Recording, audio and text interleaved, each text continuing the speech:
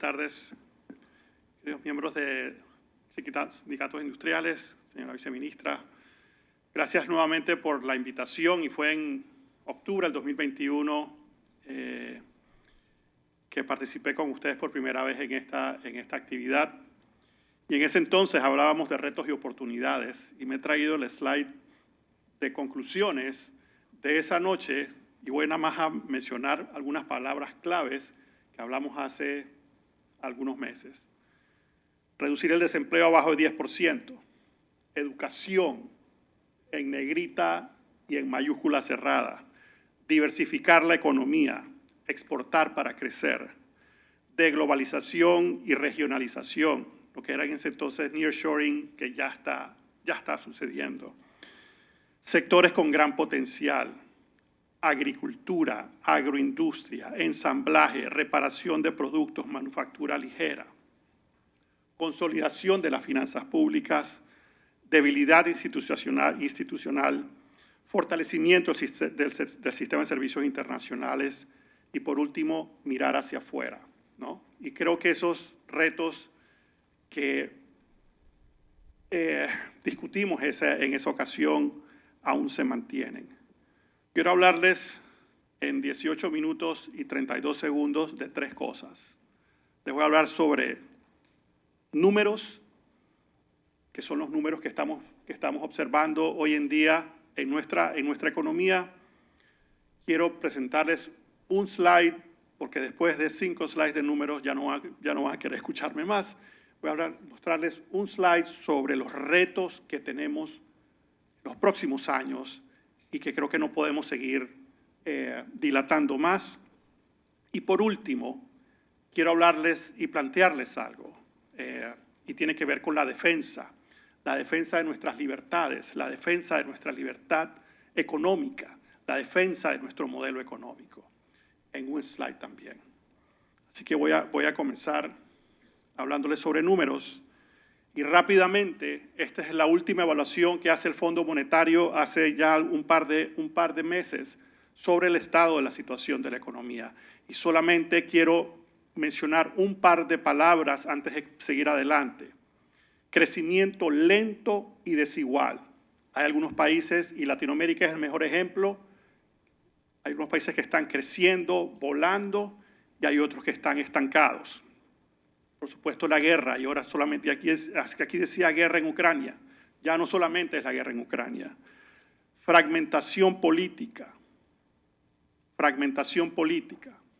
altos costos de alimentos, tensión sobre el sobreendeudamiento, turismo volviendo a la normalidad, ¿no? Hay un montón de números.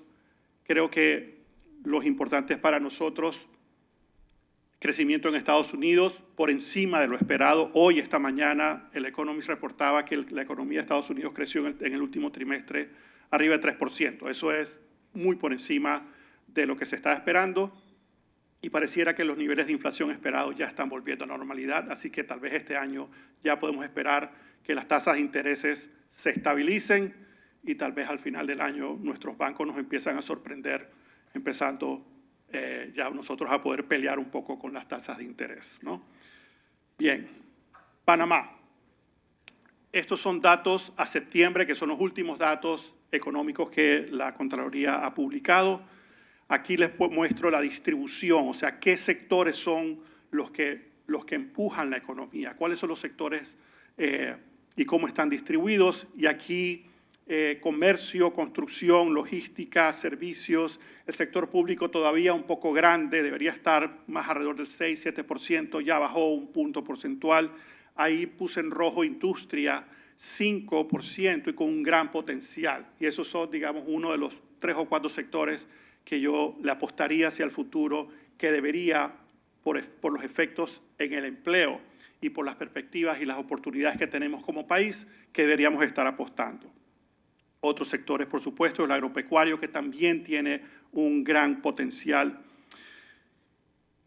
Estos son datos que la Contraloría también publicó hace poco, y es el crecimiento registrado al tercer trimestre del 2023, muy por encima de cualquier estimación que hicieron los que saben y que hicimos los que tiramos pocos números, muy por encima, 9% de crecimiento en el tercer trimestre, esto por supuesto previo a los problemas, a los cierres de las vías de comunicación, a los tranques ocasionados por quienes no creen mucho en nuestro sistema económico, pero teníamos una economía que estaba creciendo bastante robustamente, casi en todos los sectores, ¿no? El sector industrial creciendo 4%, el comercio 10%, en fin, teníamos una economía que estaba andando a buena velocidad. Muy importante, la inversión extranjera directa. Y si vemos las características que hacen a Panamá o que han hecho a Panamá un puerto seguro, tiene que ver con nuestro sistema económico, con esa economía súper diversificada que vimos hace un momento, tiene que ver con nuestro sistema financiero, con el sistema dolarizado, con la baja inflación, con la integración que tenemos, con el número de acuerdos comerciales que tenemos y nos potencia, y tiene que ver también con la capacidad que Panamá ha tenido de atraer la inversión extranjera directa. Y esto tenemos que cuidarlo. Esto no solamente trae recursos financieros, sino trae conocimiento, trae encadenamiento con las cadenas de valor, trae gente a capacitar y nos da oportunidades, ¿no? Así que esto es muy, muy importante. Y Panamá ha sido, hoy tenemos tal vez una mancha que tenemos que borrar rápidamente y trabajarla, pero Panamá ha sido un puerto seguro. Con la pandemia eso cambió. Hoy en día los países latinoamericanos que más están atrayendo inversión extranjera directa no es Panamá. Panamá está en proceso de recuperación y tenemos que empujar esa recuperación. Temas importantísimos: confianza, seguridad jurídica, imperio de la ley, transparencia, ¿no? Que estos son retos que tenemos como nación y no son nuevos, ¿no? Y ahí ya les puse el resto de las características que hacen a Panamá de un puerto seguro. Tenemos que trabajar en esto. La inversión extranjera, lo primero que necesitamos restablecer es la confianza. Y a partir de la situación con la operación de Minera Panamá, esa confianza afuera está, ¿cómo ponerlo? Con problemas, ¿no? Con problemas. Tenemos una situación de confianza que tenemos que restablecer. Y a lo hecho pecho, eso es lo que es y tenemos que echar hacia adelante y tenemos que trabajarlo. Tenemos que trabajarlo muy, muy duro. Finanzas públicas. Y este es el saldo de la deuda pública al 31 de diciembre, 47.000 millones de dólares. La tasa promedio hoy en día está arriba de 5%. Los intereses que consumen y la tasa de interés es importante y es crítica para la ejecución presupuestaria porque consume, eso es dinero que se quema. No es lo mismo pagar 3% que 5% cuando tienes un nivel de endeudamiento como el que nosotros tenemos. 40.000 millones de dólares más o menos en deuda externa, unos 7.000 millones de dólares en deuda interna. El nivel de endeudamiento al final del año pasado estaba en 58%. Ese nivel de endeudamiento, y yo pasé por el sector público hace 20, ¿cuántos, Raúl? 24, 23 años, y es el mismo nivel de endeudamiento que teníamos. Ese 56, 60%, esas fueron las primeras canas que a mí me salieron, ¿no? Y yo como viceministro de Economía estaba a cargo de la administración de la deuda.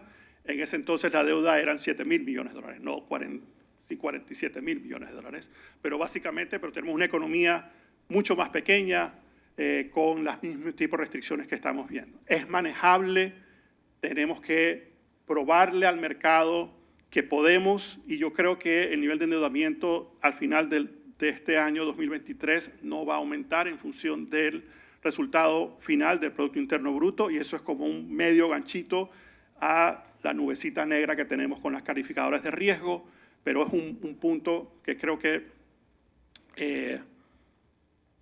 puede darnos un espacio frente a los otros retos relacionados con la calificación de riesgo. Este nivel de endeudamiento es manejable, pero se tiene que trabajar, tiene que iniciarse un proceso de consolidación fiscal. Eso es inevitable, consolidar las finanzas públicas, y eso va por ambos lados, por el lado del gasto y por el lado del ingreso. Y eso lo tendremos que enfrentar como nación. Por supuesto que la corrupción es veneno para nuestra sociedad, es veneno para la gestión pública, es veneno para todos, ¿no? Y es algo, y voy a hablarles un poco ahora sobre los retos y cómo tenemos que trabajar de ellos sin cansar. Estos son los datos económicos al mes de agosto del 2023 y realmente los datos se veían muy bien, ¿no? Se veían muy bien. Eso hoy en día tal vez ha cambiado de manera importante, ¿no?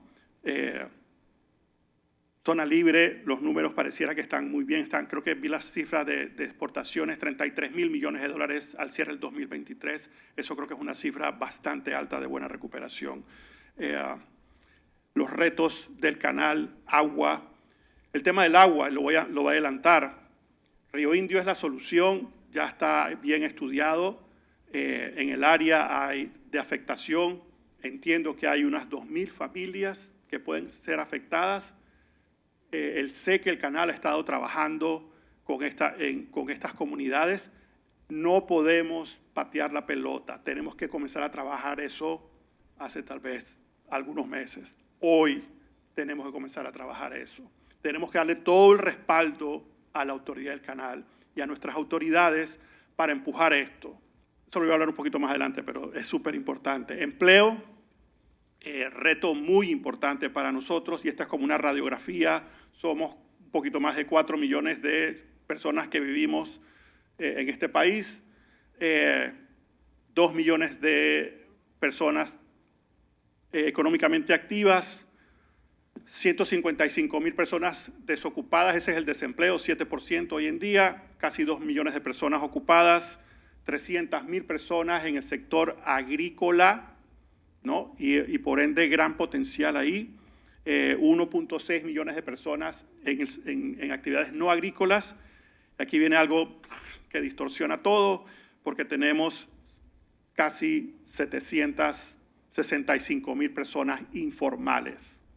765.000 personas informales. Y eso es un reto importante, no solamente para efectos, digamos, de cómo se incorporan estas personas a nuestra sociedad, sino cómo también trascienden en el tiempo. Impacto, wow, ya más me quedan 6 minutos, voy volando.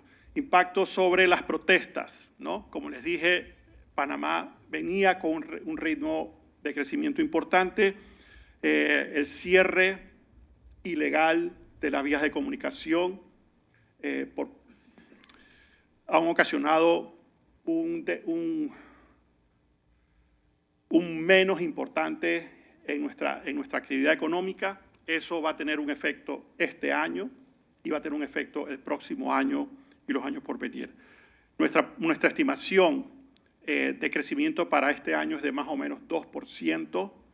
Yo he visto a Panamá pasarse siempre estas expectativas. Y yo apuesto, y voy a dejar aquí el 2%, pero creo que al final del año veremos un crecimiento mayor. Panamá siempre ha sorprendido y siempre ha sorprendido por su capacidad de salir adelante de los huecos más profundos en que hemos estado, ¿no? Y así fue en el 89, así fue en el 2000, cuando se fueron los norteamericanos, así fue en el 2001, cuando me salieron varias canas y tuvimos que atravesar el .com y todo lo que sucedió después. Salimos en el 2009, salimos de la pandemia y vamos a salir de este hueco. Así que ese 2% yo creo que al final del año va a ser un poco mayor. Inflación, 2%. Sondeo de actividad económica, y esto se lo voy a tener que dejar para que lo lean. Nosotros hacemos un sondeo todos los meses y quiero agradecerte, Luis, porque tú personalmente me has ayudado a hacerle llegar este sondeo a un montón de industriales y te agradezco mucho. Hoy tenemos una gran participación de los industriales todos los meses, y todos los meses medimos la actividad económica y todos los meses estamos reportándoles. En enero estamos introduciendo un indicador nuevo del balance neto de ventas, y lo que quiero, y por supuesto Estas son mediciones desde enero del 2022 a la fecha.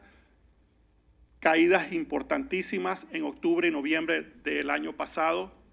Estamos en proceso de recuperación. Diciembre se recuperó bastante. Esperamos que enero también, por lo que estamos escuchando, va a ser un buen mes, ¿no?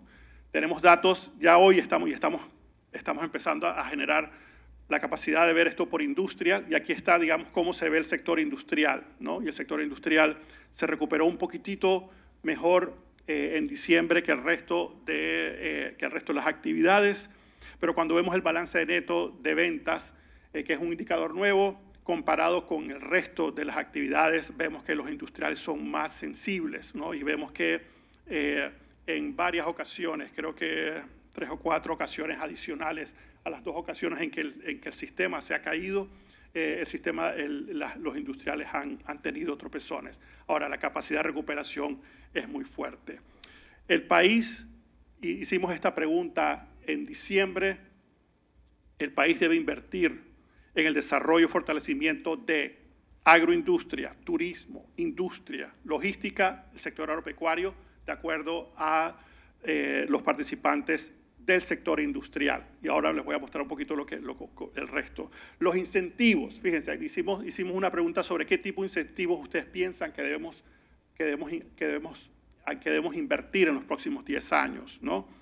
Capital humano, tecnología, encima de los incentivos fiscales y de financiamiento. El número 1, no solamente de los industriales, sino de todos los sectores, capital humano y tecnología. Ok, ya se me está acabando, quedan 3 minutos, así que estos son algunas de las preguntas, pero creo que lo voy a pasar porque quiero ir a las otras 2 secciones y ustedes pueden leer este informe, se los estaremos entregando, ¿no? Pero hicimos la misma pregunta al resto. Hicimos preguntas con respecto a las ventas para el año 2024, al empleo, al clima de inversiones, a la economía y al proceso electoral, ¿no? Y aquí voy a resaltar sobre los efectos que piensan los participantes del sondeo sobre que pueden tener el proceso electoral en las ventas.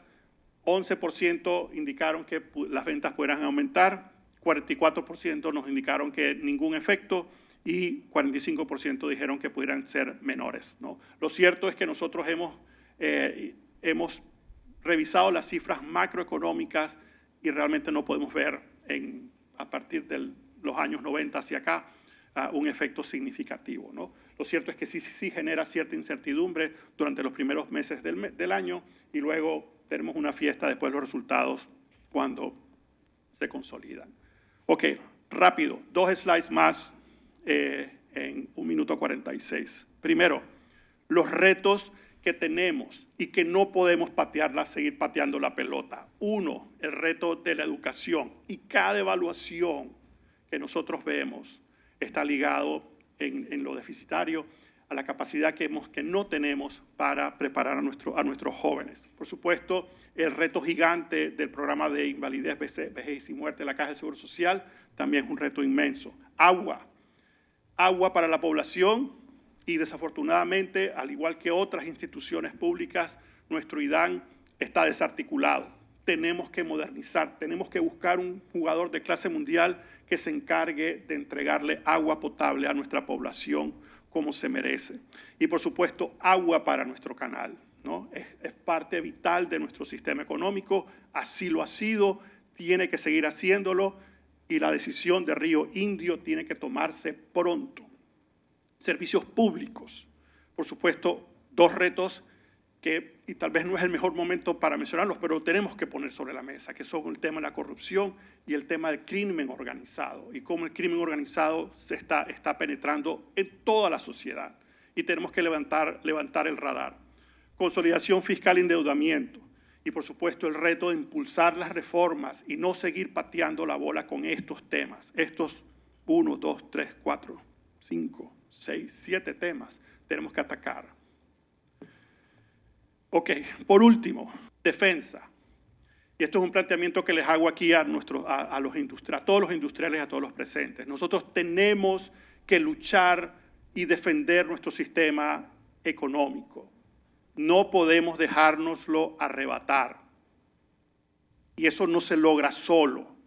tenemos que organizarnos y luchar por los principios esenciales de la libertad económica, apertura económica e integración, luchar por el desarrollo humano, respetar la dignidad del individuo, promover una migración inteligente, imperio de la ley y la fortaleza institucional. Tenemos que luchar por eso. Tenemos que luchar porque nuestro gobierno sea pequeño, mucho más pequeño de lo que es hoy en día, y fuerte, que tenga fuerza, pero que sea pequeño. Tenemos que luchar porque los servicios públicos sean eficientes. No hay razón, porque, y bueno, tengo 135 días de no pasar en bicicleta por Panamá Viejo, pero cada madrugada que yo paso montando bicicleta por Panamá Viejo, a mí me da vergüenza por la basura que está tirada en la calle. Y no por la basura que está tirada en la calle, sino por el irrespeto a nuestros ciudadanos que viven en esa área y que no tenemos un sistema de disposición de desechos como ellos deberían tener. Y eso es solamente un ejemplo. Y por supuesto, esto consolidado sobre nuestro sistema democrático representativo. Tenemos que impulsar las reformas para defender nuestro sistema. Señores, hay gente allá afuera, la bipolaridad política está de moda y tenemos que nosotros mantenernos en el centro. Y para mantenernos en el centro tenemos que defender este sistema con todas sus imperfecciones. Es mucho mejor que las alternativas. Muchas gracias.